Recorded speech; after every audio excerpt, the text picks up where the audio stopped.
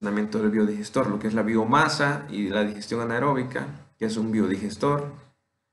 Eh, Algunos conceptos básicos, cómo funciona un biodigestor, qué es el biogás y qué es el digestato. ¿De acuerdo? ¿Vamos bien hasta aquí? ¿Vamos bien? Muy bien. De acuerdo. Cualquier duda, ya saben, preguntan, y hablan en su micrófono y hablan, ¿no? Con toda confianza. Muy bien. Entonces, biomasa, ¿a qué se refiere la biomasa? La biomasa, digamos que es la materia prima con la que se alimenta el biodigestor. Es la materia de origen biológico, como vegetales y animales, y en ese sentido es una fuente renovable, porque sabemos que, por ejemplo, los residuos agrícolas y de la ganadería, así como los residuos urbanos y forestales, son componentes que se están recirculando y se están regenerando, se están produciendo continuamente. Entonces, en ese sentido es renovable. Allí entran residuos de cultivos, desechos de comida, estiércoles, heces fecales. Todo eso sirve para alimentar al biodigestor. ¿De acuerdo? La biomasa es una forma de energía. La energía es una medida de la capacidad de efectuar un trabajo, ya sea para calentar agua, para funcionar motores, para alumbrar, por ejemplo, ayuda a realizar un trabajo. ¿De acuerdo?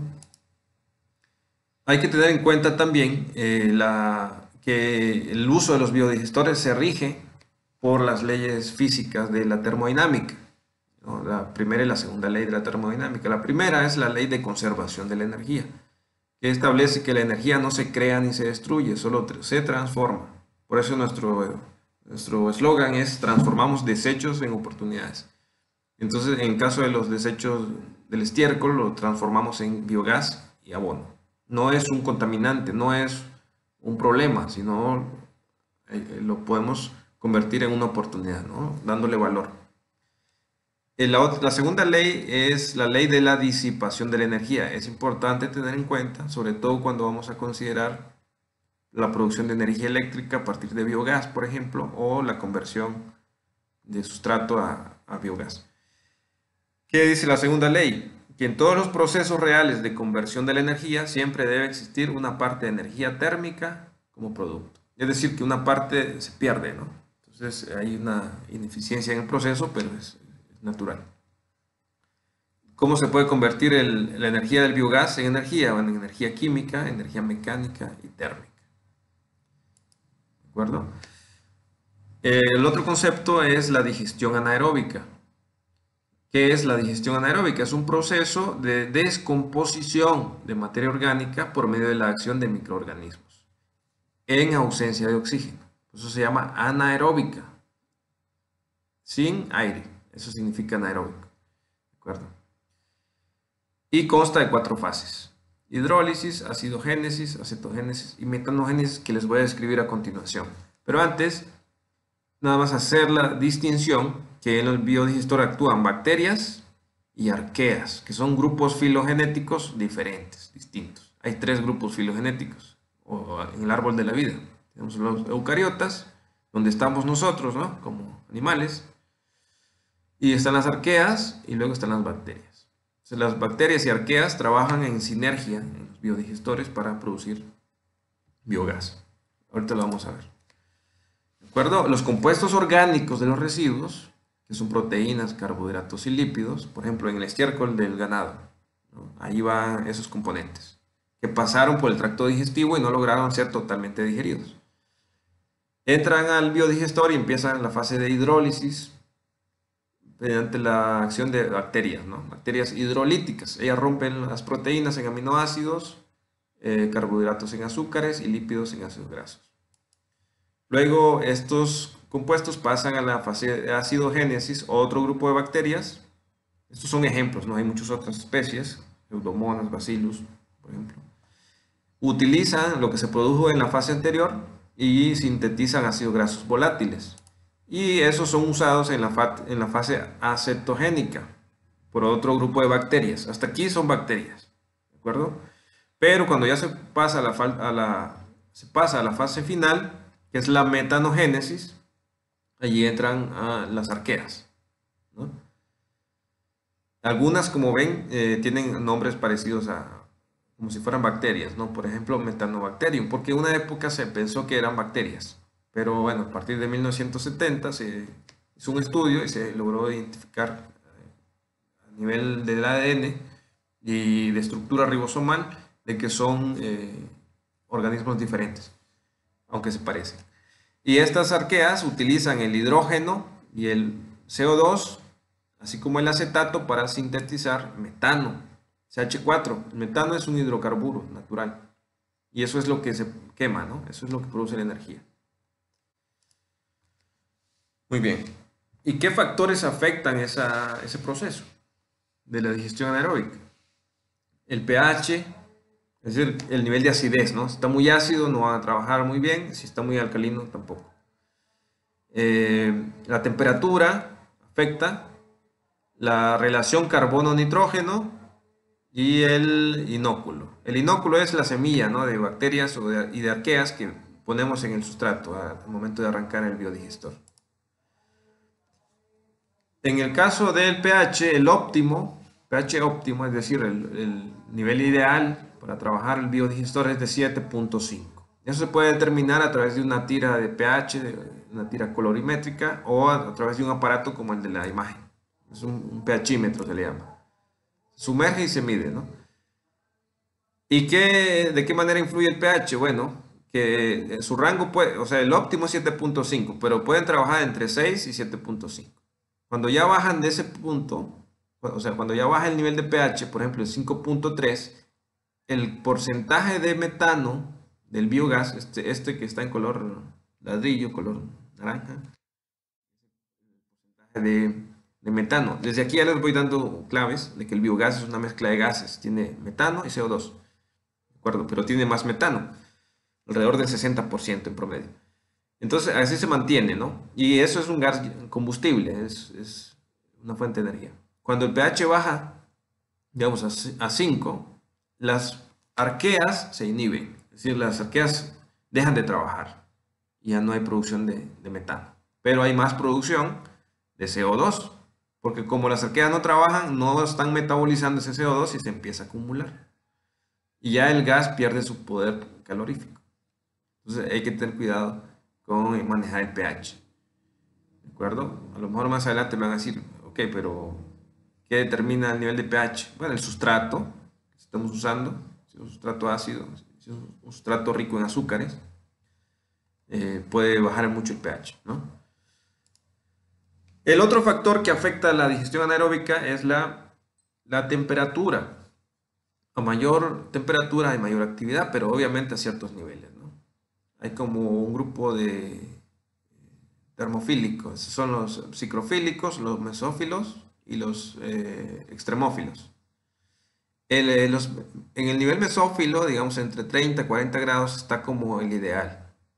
El punto ideal es 35 grados para las metanogénicas, ¿no? Ahí trabajan muy bien. Entonces vamos a tener un clima cálido, vamos a tener más producción de biogás. Y un clima frío, lo podemos ver mejor en esta otra gráfica. Aquí vean, zona optimista, ¿no? Por ejemplo, a 10 grados y la línea azul es la producción de biogás por kilogramo de sustrato, metros cúbicos por kilogramo. Por ejemplo, en la zona de 10 grados hay una producción de alrededor de 150 litros, ¿no? O 150 litros por kilogramo. A medida que aumenta la temperatura a 30 grados, se alcanzan hasta 350, es decir, más del doble de temperatura, con 20 grados más. Y en menor tiempo, ¿sí ven? Es decir, a mayor temperatura produce más biogás y más rápido, porque las bacterias se inoculan más rápido, se reproducen mejor, ¿no? Y cuando hay frío, pues se adormecen, buscan protegerse. Este piso térmico, esta temperatura determina el tiempo de retención que le vamos a dar. Este es un parámetro importante que vamos a tomar en cuenta en el diseño del biodigestor. Es decir, cómo calcular el tamaño del biodigestor. Hay que tomar en cuenta la temperatura. ¿Por qué? Porque lo que veíamos aquí en la gráfica, ¿no? Si está muy frío, tiene que pasar más tiempo el sustrato dentro del biodigestor para degradarse completamente. Si está caliente, pasa menos tiempo. En esta tabla está resumido. Por ejemplo, en un clima tropical de 24 grados centígrados a más caliente, el tiempo de retención es de 10 a 20 días. Es decir, es el tiempo que debe permanecer el sustrato en la bolsa. Y si se hace un clima más frío, en altiplano, ya es el doble, ¿no? 60 días, por ejemplo, para poder obtener la misma cantidad de energía. El otro factor que influye en la producción de biogás y en el funcionamiento de los biodigestores es la relación carbono-nitrógeno del sustrato. Las bacterias y arqueas, bueno, sobre todo las bacterias, los microorganismos en general, necesitan energía y que es expresado en carbono, en forma de carbono, y elementos para la síntesis de tejido, es decir, para reproducirse, que es el nitrógeno. Entonces necesitan 30, por cada parte de nitrógeno, 30 partes de carbono. Eso ya se determina a nivel de laboratorio, pero hay unos ejemplos de sustratos que están como cercanos a ese valor, 31, vean, aquí está el tipo de sustrato, aquí está la relación carbono-nitrógeno, esta es, el óptimo es 31. ¿Cuáles son los que se acercan a ese? El estiércol de bovino, es muy bueno, 25, 1, cerca de 30, ¿no? El otro es el de porcinos y ovinos, estos son muy buenos también para producir gas. El caprino también, los conejos, podemos ver, gallinas. En el caso de los residuos vegetales, las leguminosas, estamos hablando del frijol, por ejemplo, las legumbres, y las hortalizas andan cerca de ese valor. Si ya, por ejemplo, usamos paja de trigo o paja de maíz, ¿no? Ya su valor es muy alto porque tiene más carbono, es más difícil de degradar.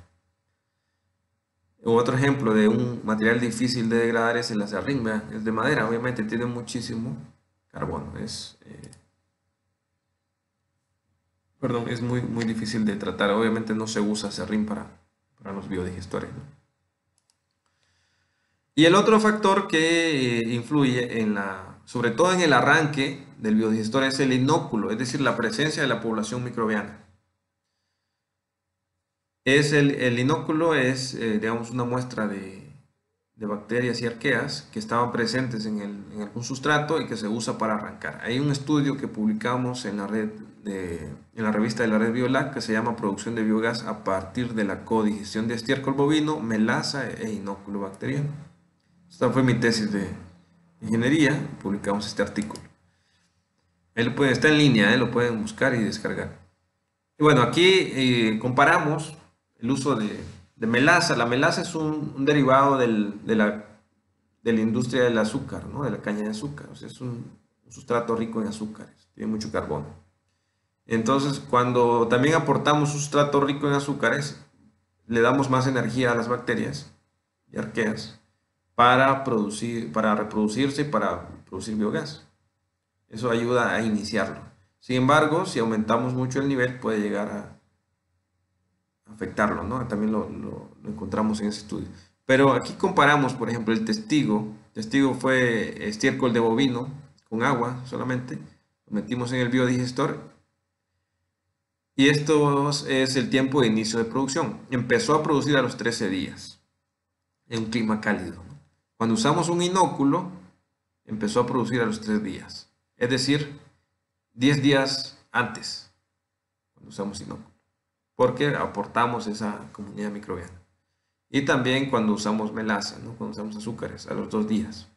El problema con esto es que después, como era en este caso un sistema discontinuo, ese azúcar se provocó la caída del pH, ¿no? La disminución del pH y afectó a la metanogénesis. Pero digamos como iniciador en sistemas continuos, yo sí lo recomendaría. Ok. El resumen de los factores que afectan a la digestión anaeróbica. El pH, su valor de referencia óptimo, nivel óptimo, es un rango más bien, es de 6.5 a 7.5. La temperatura, la metanogénesis es favorecida a 35 grados y decae por debajo de los 15 grados. La relación carbono-nitrógeno, 30 a 1. Pero bueno, me van a decir, pero yo no voy a hacer análisis de laboratorio, ¿cómo sé yo que tiene? Bueno, vete con el estiércol de vaca y el estiércol de cerdo, son los más disponibles y los mejores, ¿no? Sobre todo el de cerdo, produce mucho gas. Y el inóculo, con base en el estudio que hicimos, un 10% para arrancar. ¿De acuerdo? Muy bien. Esos son los, digamos, factores que afectan la digestión anaeróbica. Pero, ¿qué es un biodigestor? Hasta el momento no lo hemos definido. Algunos ya saben qué es un biodigestor, otros quizás no. Pero es importante retomarlo. Un biodigestor es como la continuación de la panza de una vaca, ¿no? Una vaca tiene un sistema poligástrico, es decir, tiene 4 estómagos, y en el rumen realiza digestión anaeróbica también. Realiza la digestión asistida por microorganismos. Y lo que no se logra descomponer sale, ¿no? Y lo metemos en una bolsa, es como otro estómago, donde se sigue digiriendo. En esa bolsa entra el material mezclado con agua, se captura el gas en una bolsa y se transfiere por una línea, ¿no? Por una manguera, a una estufa, a quemadores, a maquinaria. Y lo que sale en forma líquida al otro lado es un biofertilizante. Entonces yo lo defino como una fábrica de biogás, cuyo principio es la anaerobiosis, es decir, que no entre oxígeno. Es un biodigestor, pero también lo podemos definir como un recipiente hermético dentro del cual la materia orgánica es descompuesta por la acción de bacterias y arqueas, ¿no?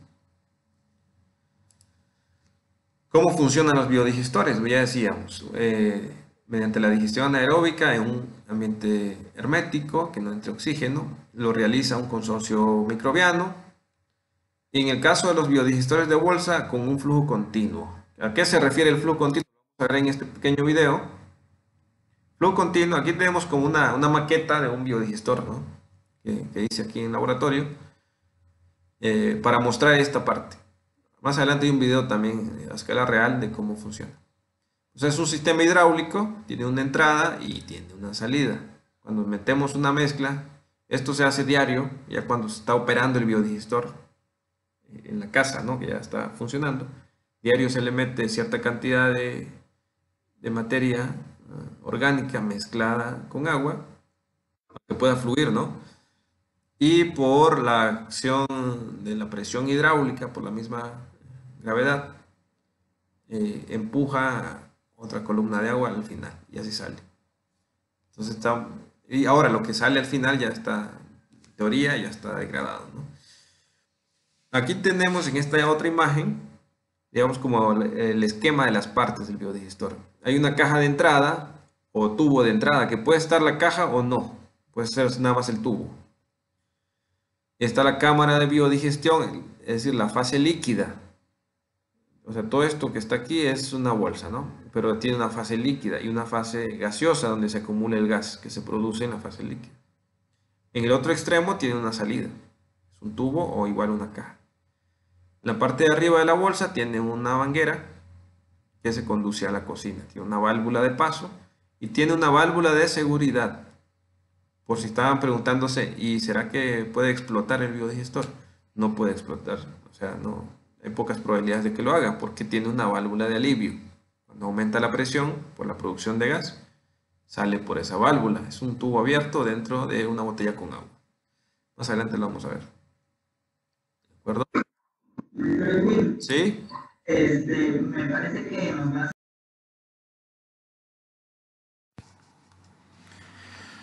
De acuerdo, el funcionamiento de los biodigestores. ¿Cómo funciona el tiempo de retención hidráulica como un parámetro para diseñar biodigestores? Supongamos que en esta figura que representa a un biodigestor cuyo volumen total, siendo el 100%, el 80% sería la fase líquida. Sobre ese volumen vamos a calcular el tamaño, ¿no? Un 20%, usualmente puede ser un 30 o un 20%, es la fase gaseosa donde se acumula el biogás producido. Supongamos que tenemos una carga diaria de 10 litros que va a entrar al biodigestor. entra por la caja de entrada o tubo de entrada y ocupa un espacio dentro de ese volumen. Y hacemos cargas diarias de la misma cantidad, de manera que el segundo día los 10 litros que entran empujan a los 10 litros que se habían ingresado el día anterior, y así sucesivamente, como un pistón va empujando el volumen, de manera que el día 8, por ejemplo, el volumen de sustrato que ingresó en el día 1 ya va por este punto del tubo, ¿no? Del biodigestor. Y así, si seguimos alimentándolo continuamente, este sustrato que entra pasa determinado tiempo de retención hidráulico, degradándose dentro del biodigestor. De manera que al final, en el día 11, sale ese material ya en forma de digestato, como un material digerido.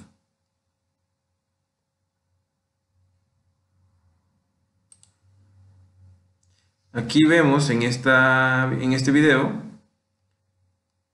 cómo funciona ya visto en campo, ¿no? Por ejemplo, este biodigestor ya había alcanzado su volumen total, ya se había llenado. Estábamos haciendo una prueba del fluido, ¿no? Del flujo de la carga que entra, empuja a la que ya existe dentro y sale al otro lado convertido en abono.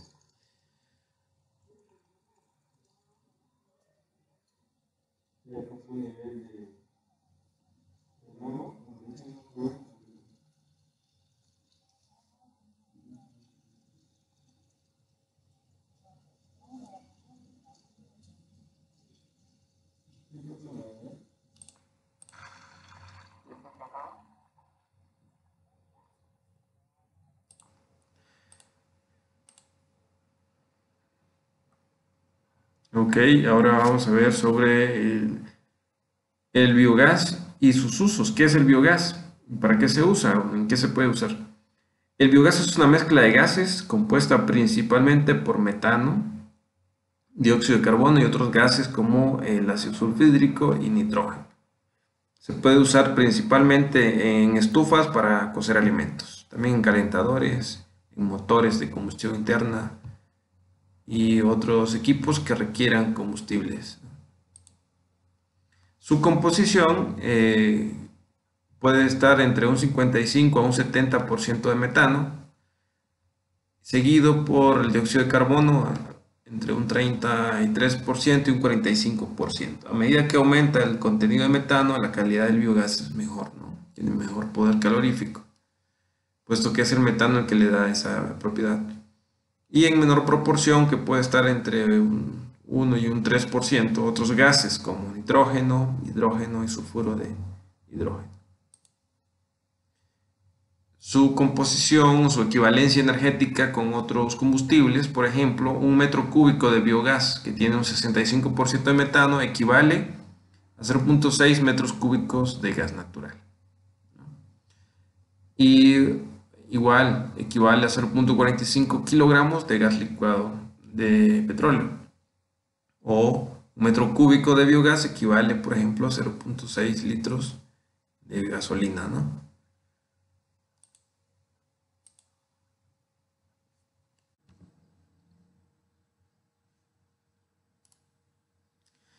Las aplicaciones del biogás lo podemos utilizar en estufas, en calentadores, en granjas de cerdos, por ejemplo, para calentar lechones. Es uno de los consumos de energía importantes, sobre todo en los primeros 10 días. Y para calentar aves, ¿no? Para combustible para motores y para turbinas a gas, para generar electricidad. O sea, hay aplicaciones similares a las de combustible convencional. En esta tabla se muestra el consumo típico de biogás para diferentes elementos o equipos, ¿no? Por ejemplo, una cocina doméstica consume por biogás 300 litros por hora. Estamos hablando de litros de un gas a baja presión. ¿De acuerdo? Una cocina industrial consume 450, el calentador para lechones 300, Por ejemplo, un motor de menor de 5 caballos de fuerza consume 400 litros por hora. Y así se va, una ordeñadora, generador de energía, etcétera, ¿no? Aquí en este video vamos a ver una prueba que hicimos ayer, justamente andamos en campo, ya lo publicamos en la página de Facebook. A ver, permítanme, no sé si se escucha. Bueno, ahí tenemos un sistema de biodigestores funcionando ya con producción de gas. Colocamos un medidor para saber cuánto biogás estaba saliendo y lo lo almacenamos en una bolsa de reservorio para poder transportarlo, ¿no? Ahí logramos capturar 260 litros. Eh, Era poco lo que necesitábamos para hacer la prueba. Luego vamos a ver la imagen. Aquí está la bolsa llena de gas y aquí sale el biogás con la válvula de salida. Es un medidor y está conectado a una bolsa.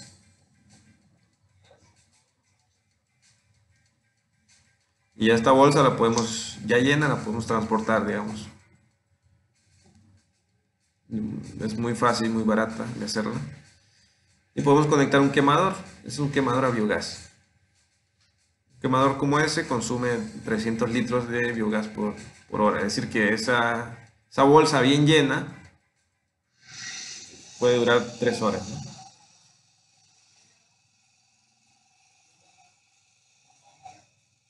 Y aquí hicimos una adaptación para un motor, o sea, con el mismo biogás que llevábamos, adaptamos a un motor de gasolina para que funcionara.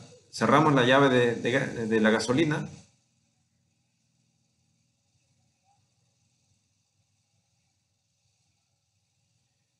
Conectamos aquí la adaptación al filtro de aire, tiene el paso del biogás y aquí la entrada de aire, ¿no? Cuando se mezcla todo el gas y el biogás, va a la cámara de combustión del cilindro, donde hace la explosión y mueve el cigüeñal, ¿no?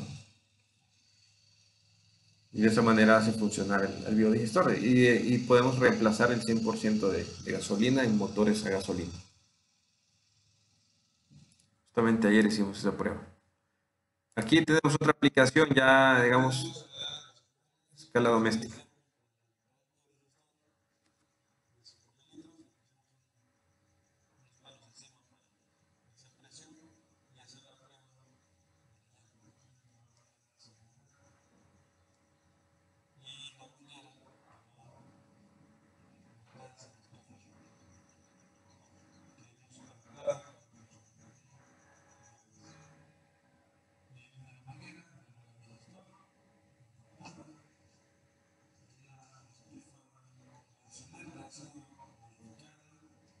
Funcionar con biogás y ya tenemos la prueba de la llama muy homogénea, azul, y ya calentado 1 litro de agua en 28 minutos. O sea, ahorita llevo 20 minutos, ya está hirviendo.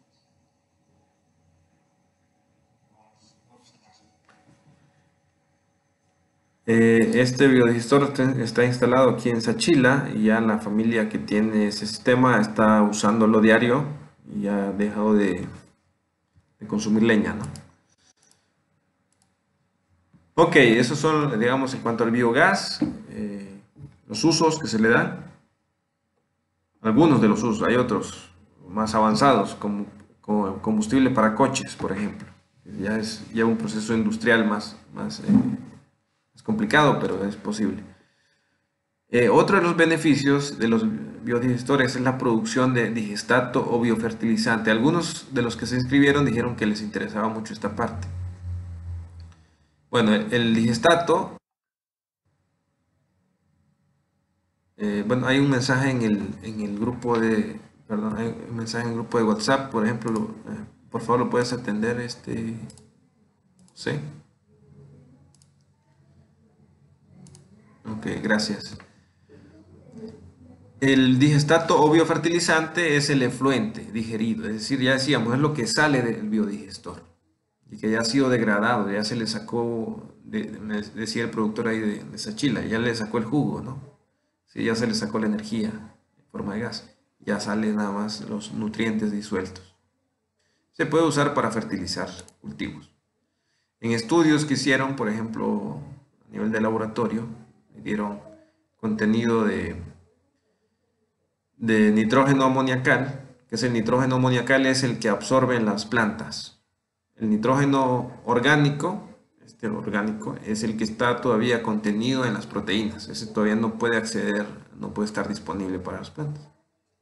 Se analizó, por ejemplo, el digestato comparado con estiércol de cerdo y estiércol de vaca fresco. Se pueden ver aquí en el valor, en kilogramos por tonelada.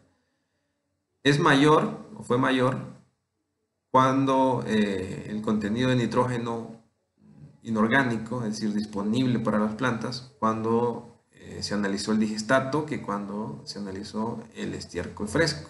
¿Qué quiere decir eso? Que el digestato es un material cuyos nutrientes están más disponibles. Pueden tener un mejor beneficio que aplicar el estiércol fresco. ¿De acuerdo?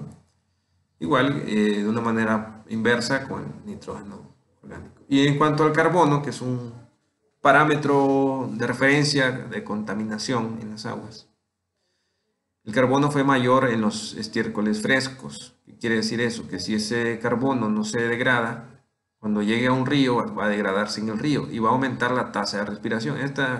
Este pico aquí representa la tasa de respiración. ¿De acuerdo?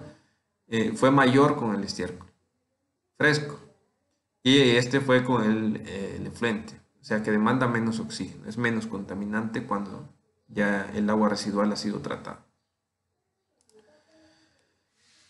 También se hizo una evaluación del efluente en la producción de maíz y se utilizó, por ejemplo, diferentes dosis, desde sin efluente o nivel bajo, medio y alto. Aquí podemos ver el día 84 el crecimiento de las plantas en cuanto a altura. Por ejemplo, cuando no se usó efluente fue 108 centímetros. Y cuando empezó a aplicar el digestato, empezó a crecer más la planta, hasta llegar a 150 con un nivel alto. El nivel alto son 16 litros por planta durante el ciclo.